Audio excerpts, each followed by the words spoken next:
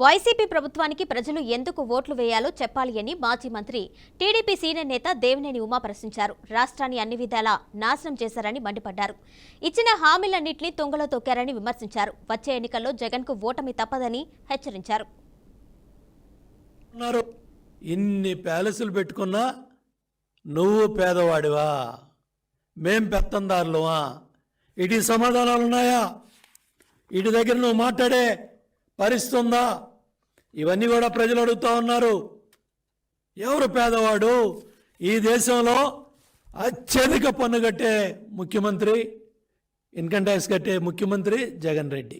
8 లక్షల కోట్లు తండ్రి అధికారాన్ని అడ్డం పెట్టుకొని 5 ఏళ్ల ముఖ్యమంత్రిగా 8 లక్షల కోట్ల పైగా ప్రభుత్వ సొమ్ముని దోపిడీ చేసిన నువ్వు పేదవాడివా, మేం పెత్తందారులమా?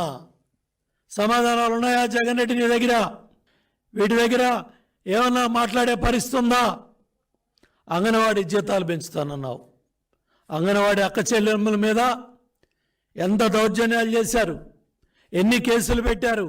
ఆశా వర్కర్లు అవ్వచ్చు, ఏఎన్ఎంలు అవ్వచ్చు, అంగన్వాడీ అవ్వచ్చు, ఉద్యోగ వర్గాలు కావచ్చు, వాళ్ళందరూ కూడా కనీసం సమావేశాలు సభలు పెట్టుకునే రక్షణ కూడా లేకుండా ఈ రాష్ట్రంలో నువ్వు పరిపాలన చేసి ఏ ముఖం పెట్టుకొని వారం రోజుల్లో సిపిఎస్ రద్దు చేస్తానన్నావు. ఉద్యోగస్తుల్ని వాళ్ళు ఓటు అడిగే పరిస్థితి దగ్గర ఉందా? అంగన్వాడీ వాళ్ళని అడిగే హక్కు ఉందా? ఆశా వాళ్ళని అడిగే హక్కు ఉందా? హెల్త్ వర్కర్స్ని అడిగే నైతిక హక్కు నీకు ఉందా అని చెప్పి నేను జగన్ రెడ్డిని డిమాండ్ చేస్తా ఉన్నా.